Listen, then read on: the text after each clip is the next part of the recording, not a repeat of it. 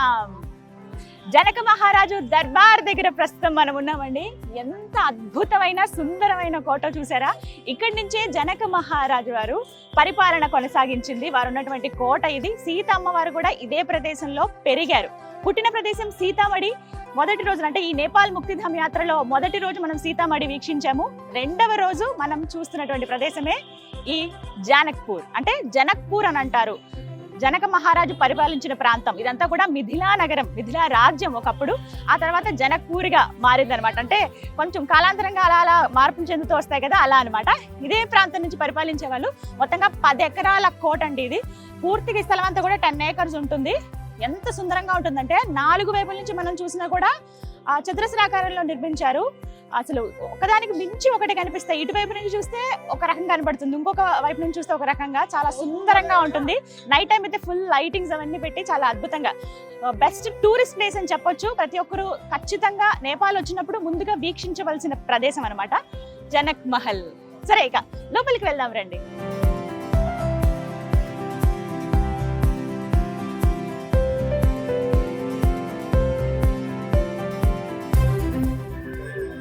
శ్రీ గణేశాయ నమః.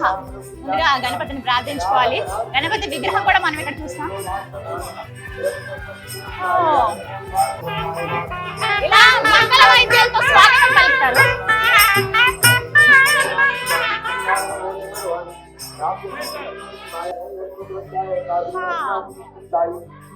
పెద్ద కోట.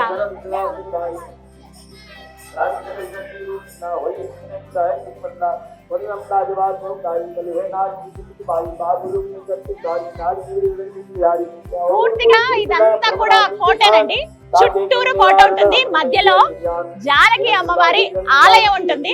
ఆలయ దర్శనానికి, అంటే అమ్మవారిని దర్శనం చేసుకునేందుకు వీళ్ళందరూ వెళ్తూ ఉన్నారు.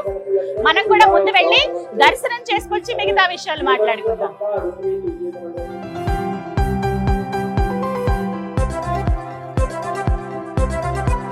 పైకి కూడా వెళ్ళొచ్చు, ఆ పైనుంచి కూడా ఇలా చూడొచ్చు అనమాట.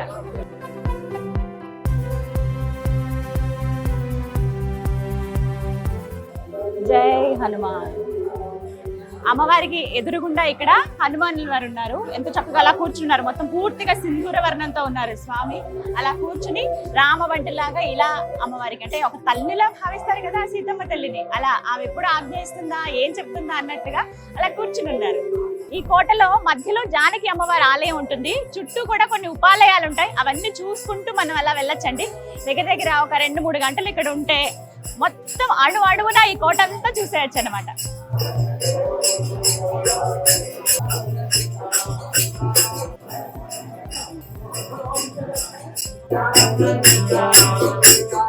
నేపాల్లో గండకీ నది ఉంటుందని అందరికీ తెలుసు కదా. ఆ నదిలో దొరికేటువంటి సాలగ్రామాలు కేవలం ఆ నదిలో మాత్రమే దొరుకుతాయి. మనం ఆ సాలగ్రామాలని విష్ణు స్వరూపంగా భావిస్తూ ఉంటాం.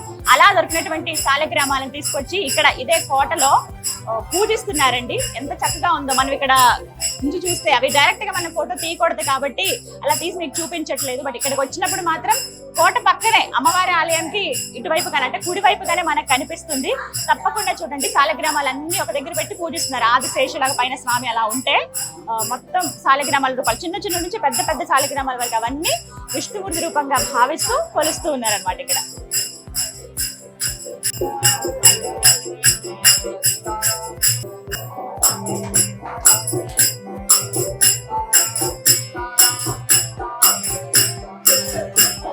ప్రతినిత్యం అంటే ప్రతి క్షణం కూడా ఇక్కడ సీతారాం అంటూ ఆ కీర్తనలు మనకు వినిపిస్తూనే ఉంటాయండి.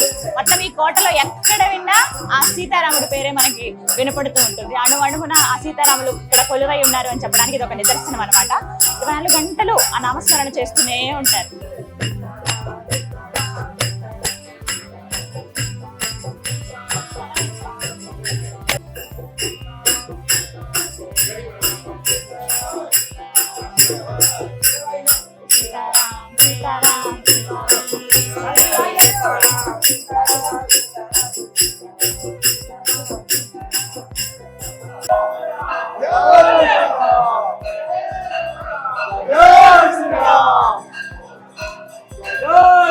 జై Sitaram.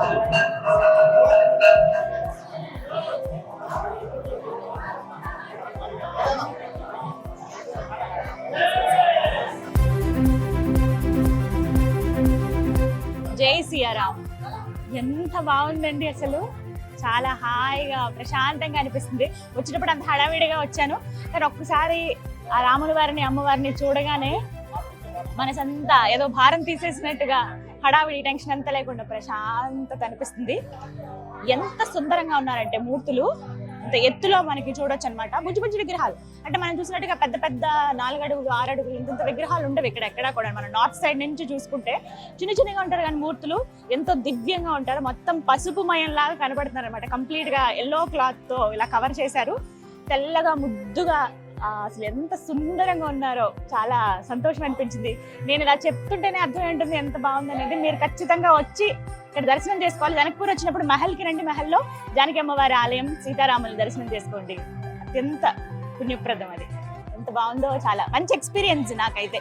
Shri Gayatri tours and travels వారు ఆర్గనైజ్ చేసినటువంటి హోల్ ఈ కార్యక్రమం అంతా కూడానండి. 2వ రోజు మనం చూసింది జనక్పూర్, అక్కడ మనకి జానకి అమ్మవారి పెరిగిన ప్రదేశం ఇదంతా కూడా.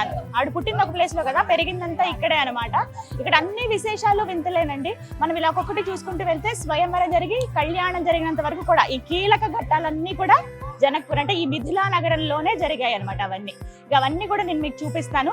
డే 2లోనే ఇవన్నీ మనం కవర్ చేసేద్దాం, ఎందుకంటే ఇక్కడ నుంచి మళ్ళీ 3వ రోజు వేరే ప్రాంతానికి మనం వెళ్ళిపోతాం కాబట్టి. సరే, ఈ కోట అణువణువున మీకు చూపించేస్తాను, చూసేయండి.